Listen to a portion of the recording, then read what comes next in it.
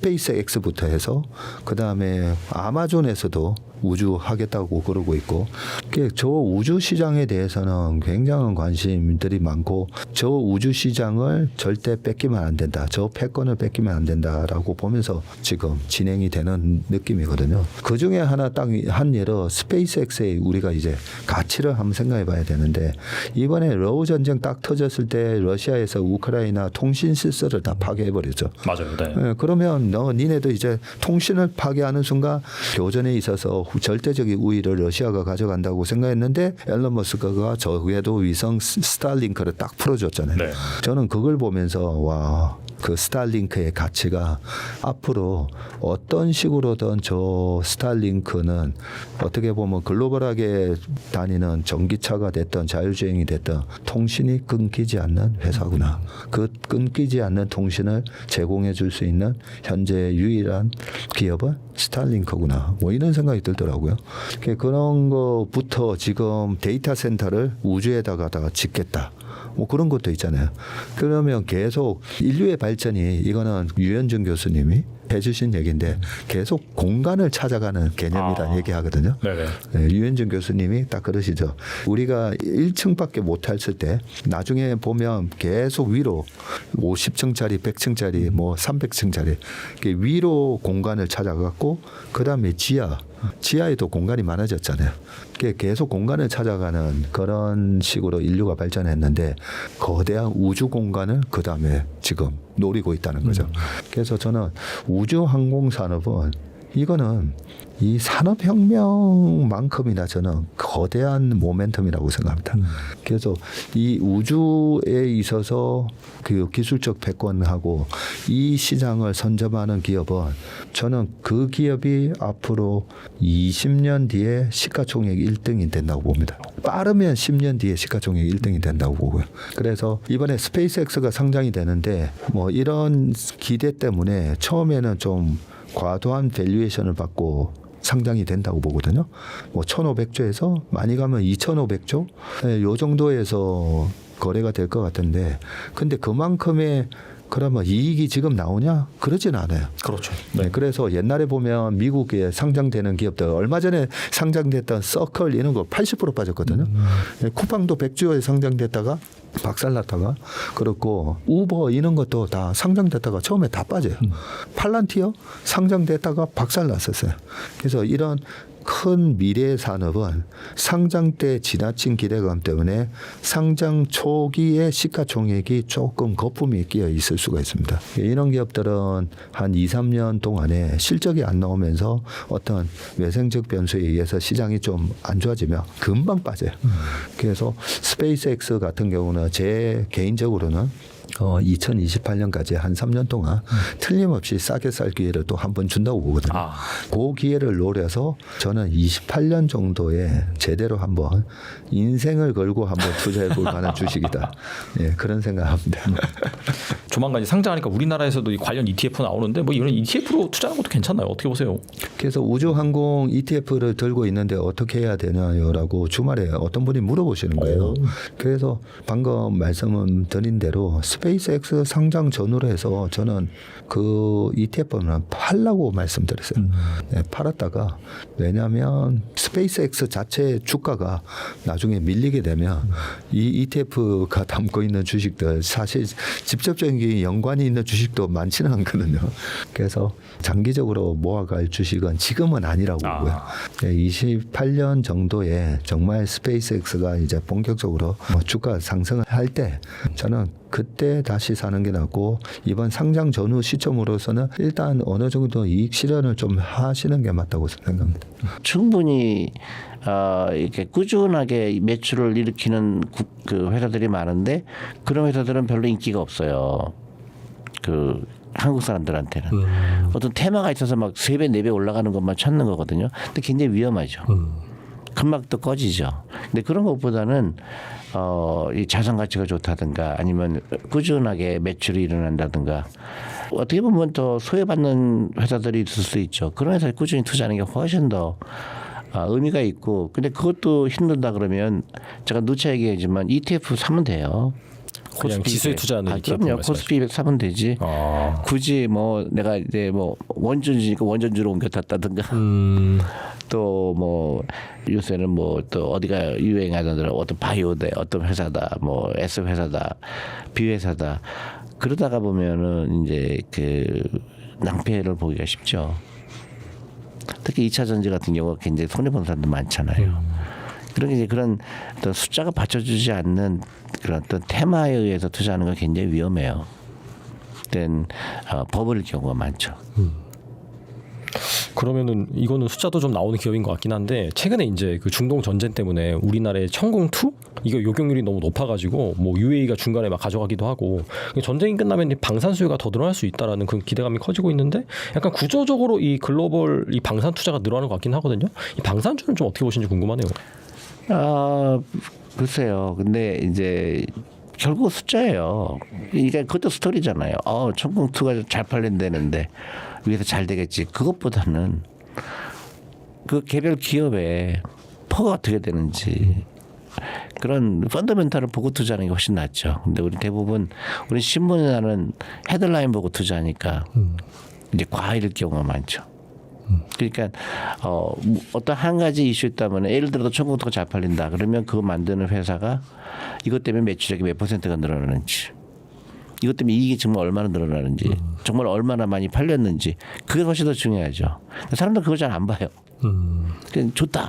또 바이오도 그렇잖아요. 어떤 회사가 뭐 FDA 승인 받을 가능성이 크다. 그것 때문에 막 주가 10배 되잖아요. 굉장히 위험해요. 실제 숫자가 받쳐주지 않을 가능성이 훨씬 더 크죠. 그러면은 이제 그 앞서서도 그런 테마에 따른 그런 섹터 스토리에 너무 투자하기보다는 안정적으로 약간 지수 ETF 이런 거에 투자하시는 게 좋다고 어차피 말씀하셨는데 코스피 200에 다 들어가 있잖아요. 근데 요즘 최근에 그 정부 스탠스를 보면은 약간 코스닥 육성 정책을 많이 또 펼치려고 하잖아요. 뭐 한 이제 정치인 같은 경우에는 이제 3천 뭐 보내겠다라는 그런 공약도 하기도 하고. 그래서 이 코스닥 시장 여기 ETF 뭐 코덱스 150이라든지 약간 그런 거는 어떻게 보시는지 궁금하네요. 저는 이제 반드시 좋다 나쁘다를 떠나서 위험을 먼저 얘기하고 싶어요. 그러니까 우리가 그 코스닥 자체가 나쁜 건 아닌데 코스닥의 그 상위 종목에 있는 회사들이 밸류에이션이 너무 비싸요. 근데 그 상위 종목에 있거든요. 그래서 나는 코스닥 그리고 코스닥에 이제 퇴출된 기업들도 굉장히 많은 것 같고 그래서 이제 코스닥은 굉장히 시가총액이 큰데 저는 밸류에이션으로 보면 이건 말도 안 되게 비싼 것들이 있어요. 그래서 코스피하고 많이 다르다. 그래서 코스닥에 투자하는 ETF는 조금 선별해야 된다 그렇게 생각해요. 코스닥에 투자하는 ETF를 산다 그러면 저는 액티브가 더 낫지 않을까 싶어요. 네. 코스닥 액티브 ETF 네, 최근에 좀 나오고 있는데 그래서 이제 코스닥엔 특히 코스피 투자는 코스피 200은 그런 염려가 별로 없는데 코스닥은 지수만 따라가는 걸로 위험할 수 있다고 생각해요. 왜냐하면 상위 시가총액이 큰 것들이 조금 걱정이 되기도 해요. 너무 비싸요. 그러니까 거기에 너무나 많은 비중이 있기 때문에 그건 좀 조심해야 되겠죠. 근데 조만간 이제 상법 개정된 이후로 이 배당 분리과세 혜택이 되는 그런 종목들이 또 이제 나올 예정인데 앞서서도 이제 좀 숫자가 나오고 좀 저평가된 그런 기업들 주목하라고 했는데 뭐 이런 배당을 많이 주는 주주 환원 재고를 많이 하는 그런 기업들에 투자하는 건 괜찮나요? 어떻게 보세요? 그럼요. 그러니까 예를 들어서 굉장히 소외됐다 그럴까요? 관심을 별로 못 받은 주식들이 나는 훨씬 좋아 보이거든요. 그러니까 버블 염려도 없고 또 배당도 많이 줄 거고 또 뭐 자사주 소각하는 거라든가 그러니까 그런 기업들 특히 나는 이제 한국의 디스카운트 에셋이라고 그러는데요. 디스카운트 된 것들이 뭘까? 예를 들어서 뭐 지주회사 중에 굉장히 싸다고 생각하는 주식들이 많고 또 우선주 그다음에 PBR이 낮은 것들 또 자사주가 많은 기업들 눈여겨볼 필요가 있을 것 같아요. 아직도 많이 저평가되어 있는 것들이 그러니까 특히 이제 프라이스북이 PBR이 1 미만이 된 거 어떤 거는 0.3도 있고 그래요. 아직도 그런 기업이 있나 그렇죠. 보네요. 그리고 현금이 시가총보다 큰 것도 있어요. 그런 거는 근데 뭐 당장 안 오를 수도 있죠. 그게 사람들 관심 맡길 때요. 그렇죠. 그런 거 꾸준하게 모아가면 나중에 제값을 가져갈 가능성이 크죠. 그렇게 투자하는 게 예를 들어서 막 유행을 따라가서 테마주 따라가서 낭패 보는 것보다 훨씬 더 낫죠. 단기간엔 인기가 없을 수 있어도. 지금 투자자들한테 가장 중요한 그런 자세 같은 경우에는 그 인기주, 테마주를 따르는 것보다 네. 그러니까 테마주 같은 경우는 대부분 어떤 숫자로 받쳐주지 않는 것들이 많거든요. 그리고 나중에 시간이 지났을 때 실제로 그 숫자하고는 전혀 괴리가 없게 되면 주가는 빠지게 돼 있어요. 근데 이미 검증이 돼 있고 또 매출도 잘 일어나고 있고 현금도 많고 그런 기업들도 충분히 눈여겨볼 필요가 있는 거죠. 나무를 좀 보지 말고 숲을 전체를 좀 볼 시간이 또 됐다. 그동안 너무 전쟁 이슈, 뭐 개별 종목 이슈, 뭐 삼천당 이슈, 뭐 이런 거에 너무 매몰돼 있었는데 그게 아니라 이제 큰 그림을 좀 그려보실 필요가 있죠.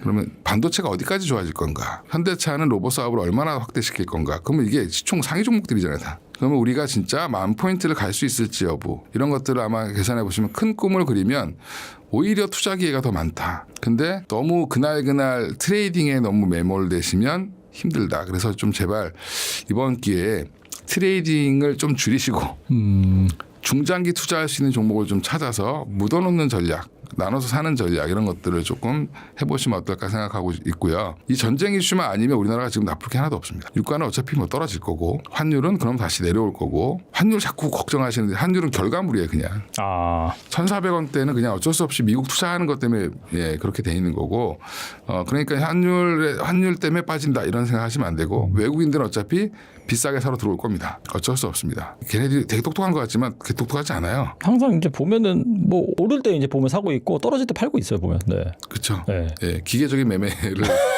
하는 거죠. 네. 그리고 엄하게 저기 선물 옵션에서 조금 벌고, 네, 그 정도입니다. 그러니까 일단 그래서 좀 너무 그동안 이제 매몰돼 있던 것들, 그 부정적인 생각들을 조금 버리시고 리스크 관리라는 건 좋은데. 리스크 관리가 별게 있습니까? 현금 좀 만들어 놓는 건데 지금 이제 만들어 놓은 현금을 언제 쓸 건가 또 고민하셔야죠. 오늘 또 뭐 후딱 또 쫓아가시지 마시고 또 오늘 많이 오르면 또 내일 또 쉴 수 있고 모레 또 안 좋은 일 나오면 또 좀 빠질 수 있는데 그 변동성은 점점 줄어들 거다. 뭐 사실 이거보다 더 크게 안 좋을 게 있을까요? 지금 그동안 3월 우리 3, 4일 생각해 보면 그때보다는 점점 변동성이 줄었죠. 네, 그러니까 이제 앞으로 좀 줄어드는 변동성에서 내가 어떤 종목을 빠질 때 담을 거냐. 항상 거꾸로 생각하고 올라갈 때 살라 그러고 떨어질 때 팔라 그러고 거꾸로 내가 좋아하는 종목이 빠지기를 기다렸다가 살 수 있는 그런 여유가 좀 있으셔야 된다. 급하죠. 빨간 분말을 보면 막 흥분해 우리나라 분들이. 그게 이제 본능이죠 본능. 사람들의 조바심. 네. 그러니까 그건 단기 트레이딩 하시는 분들은 그렇게 하는 게 맞는데 내가 뭐 이 종목 사서 한 6개월 1년 보실 거면 빠질 때 사시는 게 맞겠죠. 그렇다면 5천만 원 있다면 어떻게 포트폴리오를 꾸리면 좋을까요? 그러니까 이게 너무 공격적인 질문이죠. 네. 제가 만약에 5천만 원 있으면 지금 삼성전자 하이닉스에 한 2천만 원, 현대차에 한 1천만 원, 그러면 3천만 원이잖아요. 네네. 나머지 2천만 원 가지고 뭐 조선주를 좀 사든 원전을 좀 사든 이렇게 좀 나눠 살 것 같고 바이오도 한 500 정도 살 것 같습니다. 한 10% 정도.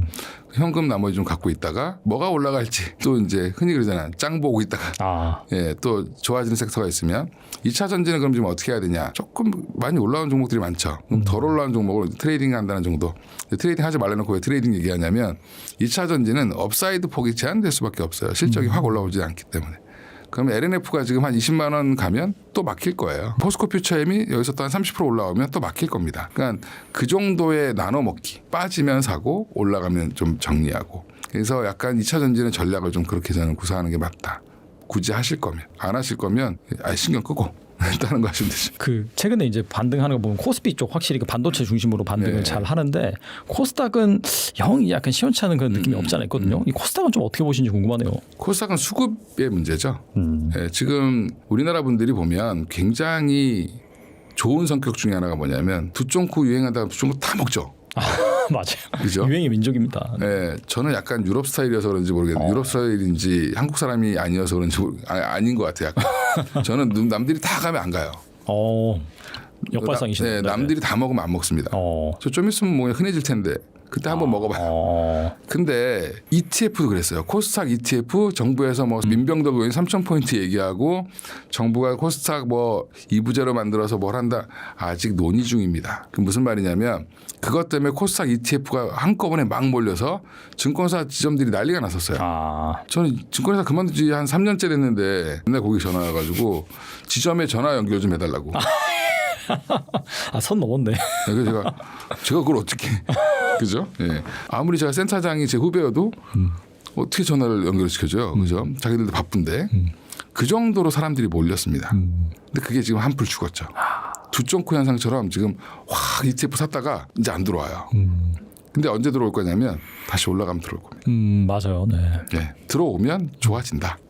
예. 근데 들어오려면 삼천당 제약도 조금 이제 해결되고 그다음에 바이오 종목들도 좀 반등이 나오고 2차 전지도 좀 괜찮아지고 지금 반도체 소부장 너무 좋아지고 있죠. 그러면 전반적으로 코스닥도 지금 나쁠 건 없어요. 예, 그러면 코스닥이 다시 1100 넘어서 1150 이렇게 가면 또 들어올 겁니다. 항상 제가 그랬잖아요. 올라오면 들어온다. 예, 그럼 또 이제 강남 아줌마들 사이에서 야 최근에 이제 또 빠질 때 사신 분들이 있을 거 아니에요. 야, 나 벌었어 이걸로. 그러면 또 이제 막 사러 오세요. 그럼 강북 아줌마들도 사고 예, 저기 대구에 좋은 동네 사시는 분들도 사고 네 그렇습니다. 예, 그러니까 수급이 좀 받쳐줘야 된다. 아니 이게 밸류로 평가할 수는 없으니까 네네. 정책과 수급 예, 요거라고 보시면 됩니다.